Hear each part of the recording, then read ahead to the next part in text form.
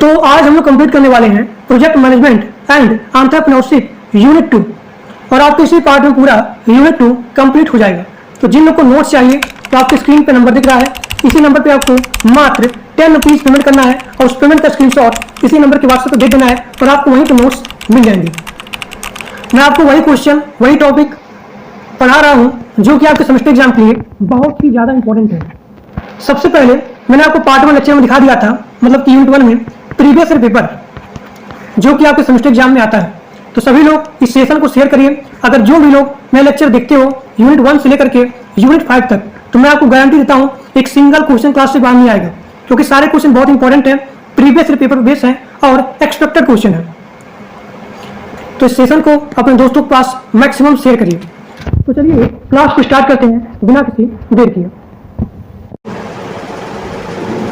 अब यहाँ पे आपका पहला क्वेश्चन जो कि आपके सेमेस्टर एग्जाम के लिए बहुत ही ज़्यादा इंपॉर्टेंट है, वो है इनोवेशन किसे कहते हैं। इनोवेशन किसे कहते हैं?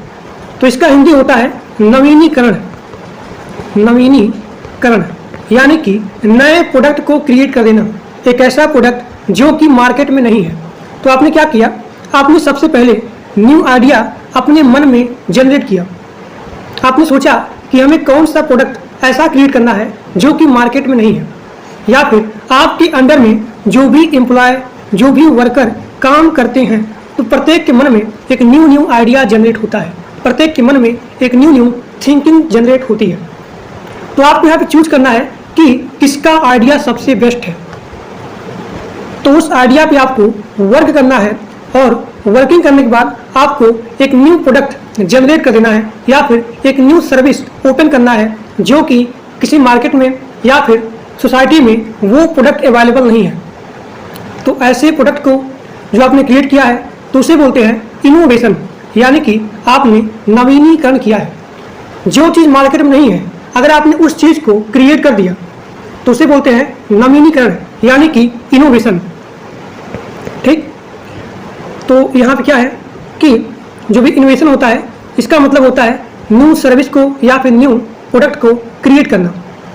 अब यहाँ देखिए, इनोवेशन से एडवांटेज भी हो सकता है, इससे एडवांटेज भी हो सकता है और इससे डिसएडवांटेज भी हो सकता है।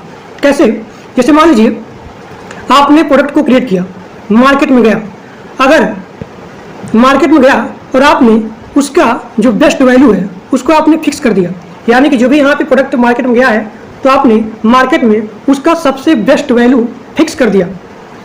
अब यहाँ पे अगर मार्केट में लोगों का आपके प्रोडक्ट का बहुत ही अच्छा डिमांड है, बहुत ही अच्छा यूजफुल हो रहा है, बहुत ज़्यादा मात्रा में लोग आपके प्रोडक्ट को खरीद रहे हैं, यानी कि डिमांड बढ़ेगा, सोसाइटी डिमांड बढ़ेगा, परचेजिंग बढ़ेगा, तो इससे आपके बिजनेस का, आपकी संस्था का ग्रोथ होगा। इसका सेम उल्टा, अगर मार्केट में इसका यूज़ नहीं है, इसका डिमांड नहीं है, तो आपका जो बिजनेस है वो यहाँ पे फेल हो जाएगा, यानी कि आप एक अच्छे एंटरप्रेन्योरशिप नहीं बन सकते हो, यानी कि आपका संस्था है जो आपका एंटरप्रेन्योरशिप है वो यहाँ पे फेल कर जाएगा। तो इसे बोलते हैं इनोवेशन। अब यहाँ देखिए, अगला पॉइंट आप लिखेंगे कि इनोवेशन का मतलब होता है कि उसके ऊपर प्रैक्टिकल इम्प्लीमेंटेशन करना, यानी कि आप केवल खाली सोच रहे हो कि मुझे ये करना है, मुझे ऐसा प्रोडक्ट को लेकर के आना है जो कि मार्केट में नहीं है, तो उससे मतलब नहीं है। जो आपने सोचा उसको आपने प्रैक्टिकल इम्प्लीमेंटेशन किया, प्रैक्टिकल इम्प्लीमेंटेशन किया, तो उसके बाद जो प्रोडक्ट बना तो उसे बोलते हैं इनोवेशन। जो यहाँ पे सर्विस बना, जो यहाँ पे प्रोडक्ट बना, तो उसे बोलते हैं इनोवेशन। इनोवेशन, या फिर आप ये भी बोल सकते हो कि अगर आपके पास ओल्ड प्रोडक्ट है, ओल्ड टेक्नोलॉजी है, अगर आप उसमें कुछ चेंजिंग करते हो या फिर इम्प्रूवमेंट करते हो या फिर अपग्रेड करते हो, तो उसे भी इनोवेशन बोला जाएगा। ठीक, अब यहाँ देखिए, तो बिजनेस के लिए जो भी आप इनोवेशन है वो है प्रोडक्ट प्रोसेस या फिर बिजनेस कॉन्सेप्ट है, जिसकी सहायता से आपकी संस्था का विकास होगा, आपकी संस्था का या फिर आपका प्रॉफिट प्रोड्यूस होगा। अब यहाँ देखिए, रोल ऑफ इनोवेशन, आपके सेमेस्टर एग्जाम में 10 नंबर का क्वेश्चन आता है कि इनोवेशन क्या होता है, इसका रोल क्या होता है। ठीक, इकोनॉमिक्स में इसका क्या डिमांड है, क्या इसका इम्प्रूवमेंट है, क्या लाभ है, तो ये सारा चीज़ अपने एग्जाम में आप लोग लिखेंगे। अब यहाँ देखिए इसका रोल क्या है, तो आप लिखेंगे सबसे पहला पॉइंट क्रिएटिव डेवलपमेंट, यानी कि जो भी यहाँ पे न्यू सर्विस आपने ओपन किया है, जो भी यहाँ पे न्यू प्रोडक्ट क्रिएट हुआ है, तो उससे आपकी संस्था का विकास होगा और आपको ज़्यादा मात्रा में प्रॉफिट होगा। तो यानी कि आपको एक क्रिएटिव डेवलपमेंट करना है। तो इनोवेशन का ये है पहला रूल, यानी कि इसकी सहायता से जो भी यहाँ पे इनोवेशन होता है यह क्रिएटिव डेवलपमेंट करता है, जो कि मार्केट में नहीं है, जो प्रोडक्ट जो सर्विस मार्केट में नहीं है, तो उस चीज़ को अपने संस्था में प्रोड्यूस करना या फिर क्रिएट करना। अब यहाँ पे आपका अगला है परसिस्टेंट इम्प्रूवमेंट। ये क्या है, यानी कि अगर आप लोग बेस्ट न्यू प्रोडक्ट या फिर बेस्ट न्यू सर्विस अपने संस्था में ओपन करते हो तो आपकी संस्था का इम्प्रूवमेंट होगा। यानी कि अगर आप लोग अपने संस्था में, अपने बिजनेस में, अपने कंपनी में एक न्यू प्रोडक्ट को लॉन्च करते हो, न्यू प्रोडक्ट को बनाते हो, तो आपकी संस्था का यहाँ पर डिमांड बहुत ही ज़्यादा बढ़ जाएगा। ज़्यादा मात्रा में लोग आपके प्रोडक्ट को परचेज करेंगे, उसका डिमांड सोशल में, मार्केट में बहुत ही ज़्यादा हो जाएगा। तो आपकी संस्था का विकास होगा, आपकी कंपनी का, आपके बिजनेस का यहाँ पे ग्रोथ होगा, इम्प्रूवमेंट होगा। तो यहाँ पे आप अगला पॉइंट लिखेंगे परसिस्टेंट इम्प्रूवमेंट में कि इनोवेशन करके आप अपने कंपनी को इम्प्रूवमेंट कर सकते हैं। यानी कि लगातार आपका कंपनी रनिंग पे रहेगा, ट्रेंड पे रहेगा, ठीक। और इनोवेशन करके अपने बिजनेस को आप इन्हेंस कर सकते हो, ठीक। अब यहाँ पे आपका अगला रोल है इनोवेशन का, वो है रीइंफोर्समेंट योर ब्रांड। अब आपने मशीन लर्निंग पढ़ा है, रीइंफोर्समेंट यानी कि आपको एक ऐसा प्रोडक्ट, एक सबसे बढ़िया प्रोडक्ट बनाना है, सबसे बेस्ट सर्विस को क्रिएट करना है जिससे आपको ज़्यादा रिवार्ड मिले, ज़्यादा ब्रांड वैल्यू मिले। किसका? आपके प्रोडक्ट का, आपके सर्विस का। अगर आपका प्रोडक्ट सबसे फर्स्ट क्लास रहेगा, एकदम बढ़िया रहेगा, शानदार, ठीक, तो आपके प्रोडक्ट का, आपकी सर्विस का ब्रांड वैल्यू बढ़ जाएगा, आपके प्रोडक्ट को ब्रांड वैल्यू मिल जाएगा। जैसे कि यहाँ पे एग्जाम्पल दिया गया है कि यहाँ पे एक कपड़े का कंपनी है जॉकी ब्रांड, और यहाँ पे आप अगला एग्जाम्पल लिख सकते हो जैसे कि शूज ब्रांड कंपनी है जिसका नाम है एडिडास, प्यूमा, नाइक। तो इसी प्रकार से अगर आप अच्छा प्रोडक्ट बनाते हो तो इससे आपके प्रोडक्ट का, आपकी सर्विस का एक ब्रांड वैल्यू मिल जाएगा, ठीक। अब यहाँ देखिए, यहाँ पे अगला पॉइंट है making best of your existing product. इसके कहने मतलब क्या है कि अगर आपको मार्केट को, यानी कि अगर आप अपने बिजनेस को, आप अपनी संस्था को मार्केट में रन करना चाहते हो, मार्केट में सबसे ट्रेंडिंग पे लाना चाहते हो, तो आपको क्या करना पड़ेगा? न्यू प्रोडक्ट को, न्यू सर्विस को लॉन्च करना पड़ेगा जो कि मार्केट में नहीं है। लेकिन यहाँ पे ये भी है, देखिए, बट इसका मतलब ये नहीं है कि केवल एक नए प्रोडक्ट को क्रिएट करना ही इनोवेशन होता है। नहीं, जो भी आपका ओल्ड प्रोडक्ट है, अगर उसके क्वालिटी में आप अपग्रेड करते हैं, नए फीचर को वहाँ पे डालते हैं, ऐड करते हैं, मेंटेन करते हैं, अपग्रेडिंग करते हैं, अपडेट करते हैं, तो उसे भी इनोवेशन बोला जाता है, इनोवेशन बोला जाता है। तो वही चीज़ है, इनोवेशन का role making the best of your existing product, यानी कि जो प्रोडक्ट आपके पास पहले बन चुका है, अगर उसके क्वालिटी में, उसके फंक्शन में न्यू फीचर अपग्रेड करते हैं, अपडेट करते हैं, मेंटेन करते हैं, कोई यहाँ पे प्रोजेक्ट है, कोई यहाँ पे टेक्नोलॉजी है, अगर उसमें इंप्रूवमेंट होता है, नया फीचर, न्यू टेक्नोलॉजी, तो उसे भी इनोवेशन बोला जाता है, ठीक। जैसे कि इंस्टाग्राम, मान लीजिए इंस्टाग्राम था तो पहले टिकटॉकर था, वहाँ पे लोग वीडियो बनाते थे। अब इंस्टाग्राम में भी आप रील बना सकते हो, इंस्टाग्राम के स्टोरी में आप अपने यूट्यूब का लिंक वहाँ पे ऐड कर सकते हो, लिंक कर सकते हो, ठीक। अब यहाँ देखिए, इनोवेशन का अगला रोल है responding to trend and competition. अगर आप अच्छे तरीके से सबसे बेस्ट क्वालिटी आप प्रोडक्ट को क्रिएट करते हो, सबसे बेस्ट क्वालिटी आप सर्विस को क्रिएट करते हो, तो आपका प्रोडक्ट मार्केट में ट्रेंडिंग पे रहेगा। यानी कि आपका जो भी प्रोडक्ट है, वो प्रोडक्ट मार्केट में कंपटीशन भी करने लगेगा। तो यहाँ पे वही चीज लिखा गया है, responding to trend and competition. अब यहाँ पे अगला पॉइंट है having a unique selling point. इसका मतलब क्या है कि आप अपने प्रोडक्ट को बेचने के लिए एक ऐसा यूनिक, एक ऐसा इंटरेस्टिंग थिंग को ऐड करिए ताकि जो भी यहाँ पे कस्टमर है वो कस्टमर आपके प्रोडक्ट की तरफ अट्रैक्ट कर जाए और ज़्यादा मात्रा में परचेज करें। यानी कि आपका प्रोडक्ट, अगर आप अपने प्रोडक्ट में न्यू इंटरेस्टिंग फीचर को ऐड करते हो, ठीक, यूनिक फंक्शन को ऐड करते हो अपने प्रोडक्ट में, अपनी सर्विस में, तो कस्टमर को अट्रैक्ट करेगा और कस्टमर आपके प्रोडक्ट को ज़्यादा मात्रा में खरीदेगा। तो इससे आपके कंपनी का, आपके संस्था का ग्रोथ होगा, इम्प्रूवमेंट होगा।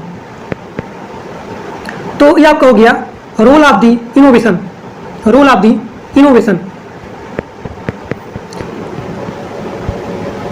अब यहाँ पे आपका अगला है इनोवेशन के कितने टाइप होते हैं।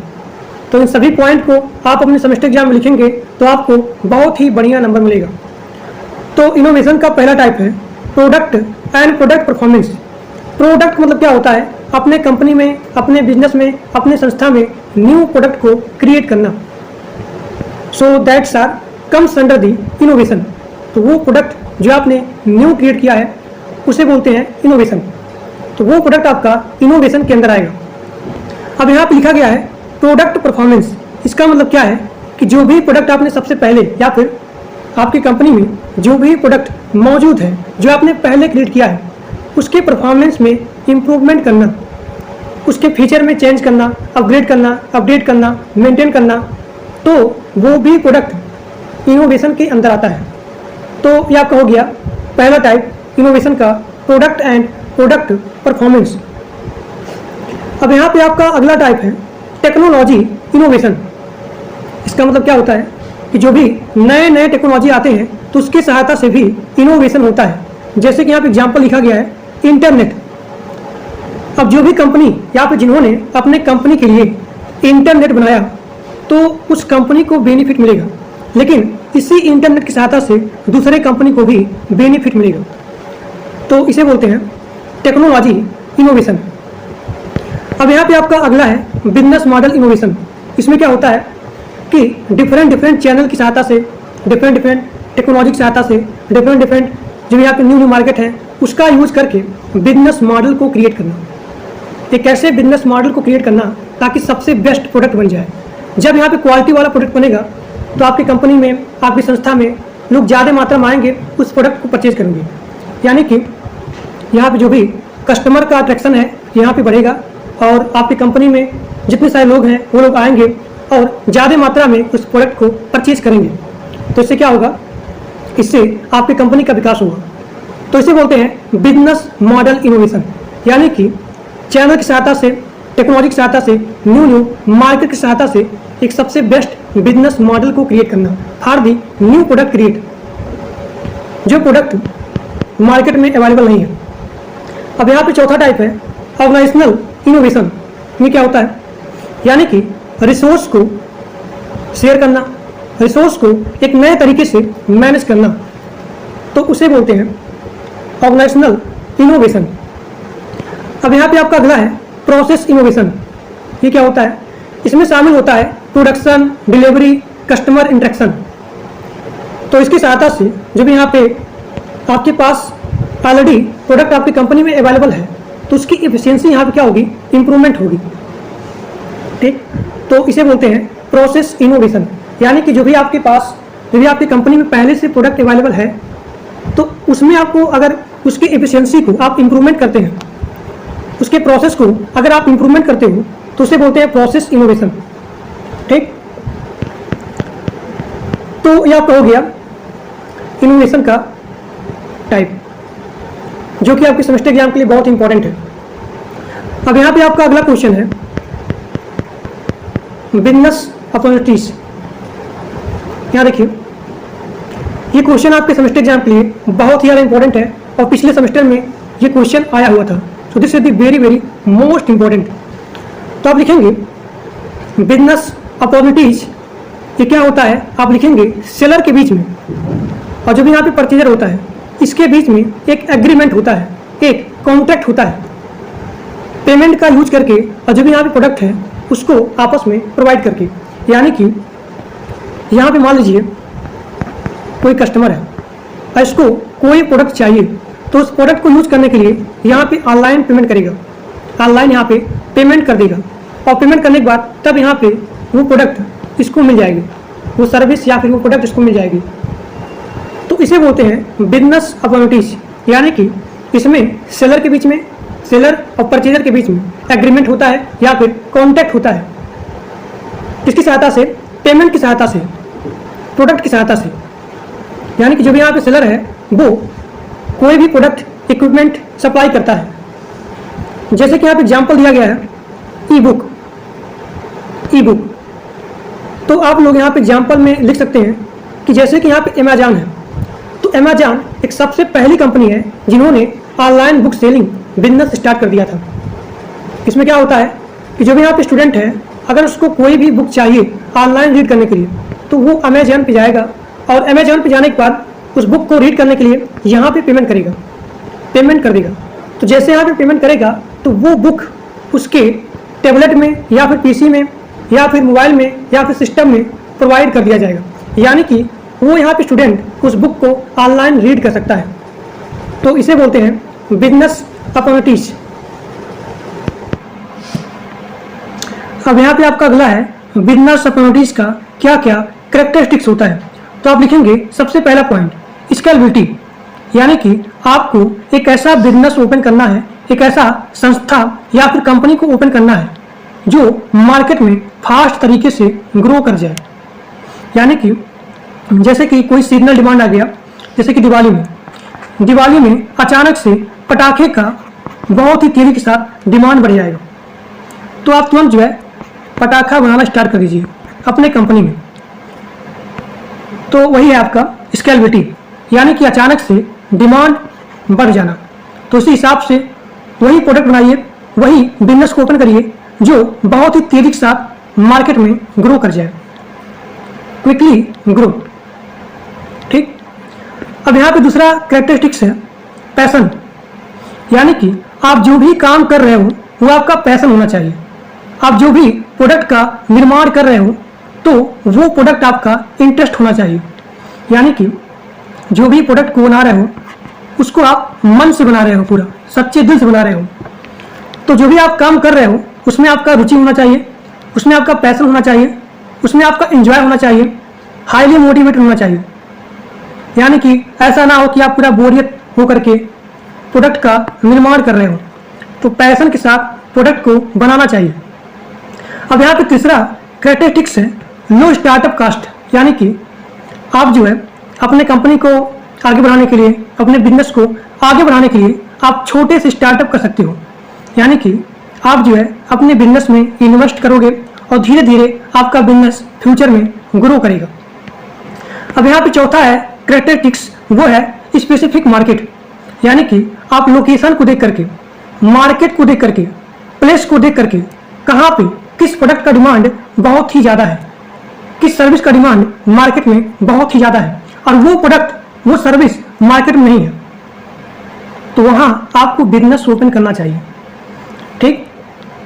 यहाँ देखिए, यहाँ जो लिखा गया बिजनेस अपॉर्चुनिटीज, तो इसका मतलब होता है मौका, अवसर, अवसर को देख करके, मौका को देख करके बिजनेस को ओपन करना। अब यहाँ देखिए, यहाँ पे आपका अगला है मेकिंग लॉन्ग टर्म क्लाइंट। इसका मतलब क्या है कि आपको सबसे बढ़िया रिलेशनशिप बनाना चाहिए अपने कस्टमर के साथ, अपने कस्टमर के साथ लॉयल तरीके से पेश आना चाहिए, तभी आपका क्लाइंट, आपका कस्टमर आपकी कंपनी के साथ लॉन्ग टर्म तक जुड़ा रहेगा। ठीक। तो यह आपको हो गया बिजनेस अपॉर्चुनिटीज का कैरेक्टरिस्टिक्स। अब यहाँ पे आपका इसका टाइप है, इसका पहला टाइप है crunching, distribution, deal, marketing, licence. So these are the type of the business opportunities. तो अगर आप लोग इतना पॉइंट अपने एग्जाम में लिखते हो तो आपको बहुत ही ज़्यादा नंबर मिल जाएगा। अब यहाँ पे अगला क्वेश्चन जो कि आपके सेमेस्टर एग्जाम के लिए, this is the very very most important, क्योंकि पिछले सेमेस्टर में ये क्वेश्चन आया हुआ था कि अगर आपको एक सक्सेसफुल एंटरप्रेन्योर बनना है तो आपके अंदर कौन कौन सा स्किल होना चाहिए। तो पहला आपका है कि अगर आपको सक्सेसफुल एंटरप्रेन्योर बनना है तो आपको टाइम को मैनेज करना आना चाहिए, यानी कि टाइम मैनेजमेंट स्किल होना चाहिए। कहने का मतलब क्या है कि आप कम समय में जो भी यहाँ पे बाधाएं आती हैं उस बाधाएं को एलिमिनेट करके आपको ज़्यादा काम करना आना चाहिए। और यहाँ देखिए, जो भी टास्क का, प्रोडक्ट का बहुत ही प्रायोरिटीज ज़्यादा है, डिमांड बहुत ही ज़्यादा है, तो उस प्रोडक्ट को क्रिएट करना चाहिए। और जो भी आप प्रोडक्ट को बना रहे हो वो इफेक्टिवनेस होना चाहिए, यानी कि उसमें क्वालिटी होना चाहिए, ताकि लोग ज़्यादा मात्रा में आपके प्रोडक्ट को खरीदें। यानी कि कम समय में आपको ज़्यादा काम करना है, ठीक, और प्रोडक्ट को क्वालिटी बनाना है, इफेक्टिवनेस बनाना है। अब यहाँ पे आपका अगला है बिजनेस प्लानिंग। यानी कि अगर आपको सक्सेसफुल एंटरप्रेन्योर बनना है तो आपको बिजनेस प्लानिंग स्किल होना चाहिए। यानी कि आपको क्या डेवलप करना है, कैसे डेवलप करना है, कौन सा प्रोडक्ट बनाना है, कौन सा प्रोडक्ट का मार्केट में डिमांड है, तो उस प्रोडक्ट को आइडेंटिफाई करना। तो बिजनेस प्लानिंग में क्या होता है, यहाँ देखिए, सबसे पहला पॉइंट आप लिखेंगे कि आप सबसे पहले प्रोडक्ट को बनाने से पहले आप सबसे पहले प्लानिंग करते हो कि उस प्रोडक्ट का मार्केट में डिमांड क्या है। तो प्रोडक्ट को बनाने के लिए आपको सबसे पहले यहाँ पे इंडस्ट्री होना चाहिए। तो आप सबसे पहले आप यहाँ पे इंडस्ट्री को लगाओगे और प्रोडक्ट बनाने से पहले आप मार्केट में देखोगे कि मार्केट में किस प्रोडक्ट का, किस सर्विस का, किस ऑब्जेक्ट का, किस गुड्स का बहुत ही ज़्यादा डिमांड है। यानी कि मार्केट के टारगेट को, मार्केट के डिमांड को आप आइडेंटिफाई करोगे और उसी प्रोडक्ट को आप क्रिएट करोगे। तो अगर आप बिजनेस प्लान सही तरीके से करते हो, बना लेते हो, तो आप सक्सेसफुल एंटरप्रेन्योर बन सकते हो। अब यहाँ पे आपका तीसरा है एम्प्लॉय मैनेजमेंट स्किल। इसका मतलब क्या है कि जब यहाँ पे एम्प्लॉय हैं उनको आप कैसे मोटिवेट कर सकते हो ताकि वो अच्छे से यहाँ पे प्रोडक्ट को बनाएं। कैसे आप मैनेजमेंट कर सकते हो, एम्प्लॉय को समझा सकते हो कि वो जितने सारे एम्प्लॉय आपकी टीम में, आपकी कंपनी में काम कर रहे हैं, वो भी आइडेंटिफाई कर पाएँ और वो भी अच्छे फीचर को उस प्रोडक्ट में ऐड कर पाएँ। तो यहाँ लिखा गया है कि एक सक्सेसफुल एंटरप्रेन्योर वही होता है जो कि एम्प्लॉय को मैनेजमेंट या फिर मोटिवेट कर सकता है और उसके वर्किंग एफिशिएंसी में इंक्रीज कर सकता है। उससे क्या होगा, आपके प्रोडक्ट की क्वालिटी इंप्रूवमेंट होगा। अब यहाँ पे चौथा है स्किल कस्टमर मैनेजमेंट। यानी कि कस्टमर को मैनेज करने का स्किल आपके अंदर होना चाहिए। वही है कि आपका, मान लीजिए आप हैं और यहाँ पे कस्टमर है, तो इसके साथ कैसे आप रिलेशनशिप बनाएंगे और उसको मैनेज करेंगे ताकि कस्टमर आपसे और आपकी कंपनी से लॉन्ग टर्म तक जुड़ा रहे और 4 लोगों को और बताए कि आपके यहाँ बहुत ही अच्छा प्रोडक्ट मिलता है, बहुत अच्छी जो प्रोडक्ट की क्वालिटी होती है बहुत ही अच्छी होती है। तो उससे क्या होगा कि आपका बिजनेस आगे बढ़ेगा, उसमें इंप्रूवमेंट आएगी, डिमांड बहुत ही ज़्यादा होगा, ज़्यादा मात्रा में लोग आपके बिजनेस से ज्वाइंट होंगे। अब यहाँ पे आपका है फाइनेंशियल मैनेजमेंट स्किल। यानी कि अगर मान लीजिए आपकी बिजनेस का फाइनेंस आपका अकाउंटेंट हैंडल कर रहा है, तो आपको भी प्लानिंग करने आना चाहिए, बिजनेस प्लानिंग करने आना चाहिए या फिर जानना चाहिए, ऑर्गेनाइजिंग करना आना चाहिए कि कंपनी कहाँ पे लगाना है। या फिर आप ये भी लिख सकते हो कि उसी मार्केट में लगाना है जहाँ पे कंपटीशन बहुत ही कम है, जहाँ पे इंडस्ट्री या फिर वो बिजनेस बहुत ही कम है, तो मार्केट साइज जहाँ पे बहुत छोटा है उसी हिसाब से। यानी कि आपको यहाँ पे ऑर्गेनाइजिंग और यहाँ पे प्लानिंग करना आना चाहिए। डायरेक्टिंग मतलब क्या होता है, आप अपने प्रोडक्ट को उसी मार्केट में लेके जाओ जहाँ पे आपके प्रोडक्ट वैल्यू इंक्रीज हो, ठीक। और आपको फाइनेंस एक्टिविटी भी कंट्रोल करने आना चाहिए।